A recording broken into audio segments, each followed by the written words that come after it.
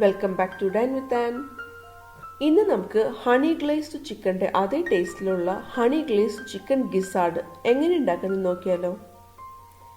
അതിന് വേണ്ടിയിട്ട് ഞാനിവിടെ 1/2 കിലോ ചിക്കൻ ഗിസാർഡ് എടുത്തിട്ടുണ്ട്. അത് നന്നായിട്ട് ക്ലീൻ ചെയ്ത് ചെറിയ കഷ്ണങ്ങളാക്കി മുറിച്ചെടുത്തതാണ്.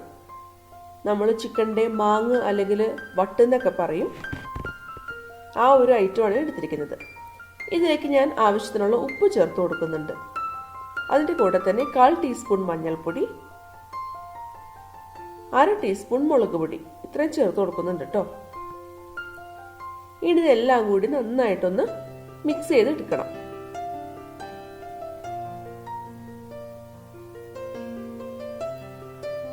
ഇനി നമുക്ക് ഇത് ഏകദേശം ഒരു 1/2 മണിക്കൂറെങ്കിലും ഒന്ന് മാരിനേറ്റ് ചെയ്യാനായിട്ട് വെക്കണം.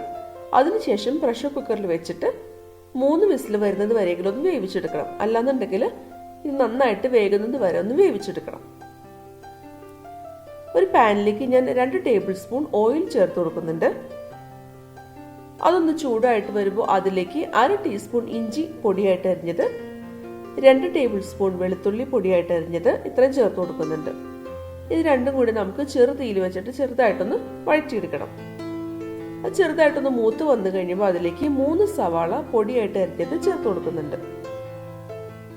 ഇനി ഇതെല്ലാം കൂടി നമുക്ക് വീണ്ടും നന്നായിട്ടൊന്ന് വഴറ്റിയെടുക്കണം. ഞാനിവിടെ ഒതന്റിക് രീതിയിലൊന്നും അല്ല കേട്ടോ ഹണി ഗ്ലേസ്ഡ് ചിക്കൻ ഗിസാർഡ് ഉണ്ടാക്കുന്നത്, എൻ്റെ ഒരു രീതിക്ക് അങ്ങ് ഉണ്ടാക്കുന്നുള്ളൂ. ഇത് അത്യാവശ്യം ഒന്ന് വാടി വന്നു കഴിയുമ്പോൾ അതിലേക്ക് 1/2 ടേബിൾ സ്പൂൺ കുരുമുളക് ചതച്ച് ചേർത്ത് കൊടുക്കുന്നുണ്ട്. ഇത് നമുക്ക് ചെറു തീയിൽ വെച്ചിട്ട് നന്നായിട്ടൊന്ന് വഴറ്റിയെടുക്കാം. ഇനി ഇതിലേക്ക് 1 ടേബിൾ സ്പൂൺ കാശ്മീരി മുളക് പൊടി ചേർത്ത് കൊടുക്കുന്നുണ്ട്.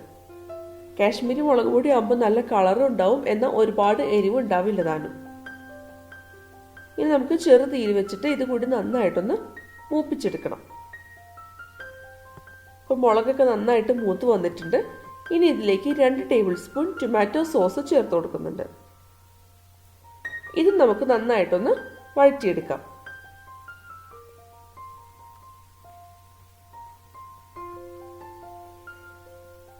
ഇനി ഇതിലേക്ക് നമ്മൾ വേവിച്ച് വെച്ചിട്ടുള്ള ചിക്കൻ ഗിസാർഡ് അതിൽ വെള്ളത്തോട് കൂടി തന്നെ നമുക്ക് ചേർത്ത് കൊടുക്കാം. ഇനി നന്നായിട്ടൊന്ന് മിക്സ് ചെയ്തെടുക്കാം. നിങ്ങൾക്ക് ഗിസാർഡ് വേവിക്കുന്ന സമയത്ത് വെള്ളം വേണമെന്നുണ്ടെങ്കിൽ ചേർത്ത് കൊടുക്കാം. കൂടുതൽ സമയം വേവിക്കുകയാണെന്നുണ്ടെങ്കിൽ കുറച്ച് വെള്ളം എന്തായാലും ചേർത്ത് കൊടുക്കേണ്ടി വരും കേട്ടോ. ഇനി നമുക്ക് നന്നായിട്ട് തിളപ്പിച്ചൊന്ന് വറ്റിച്ച് കുറുക്കിയെടുക്കണം. ഈ ഒരു പരുവമായി കഴിയുമ്പോൾ നമുക്ക് ഇതിലേക്ക് 3 ടേബിൾ സ്പൂൺ തേൻ ചേർത്ത് കൊടുക്കാം. ശുദ്ധമായ തേനാണ് ചേർത്ത് കൊടുത്തിരിക്കുന്നത്.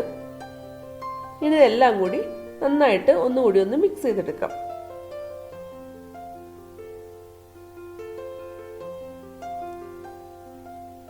ഇത് തിളയ്ക്കുന്നതിന് മുമ്പ് തന്നെ നമുക്ക് ഫ്ലെയിം ഓഫ് ചെയ്യാം കേട്ടോ.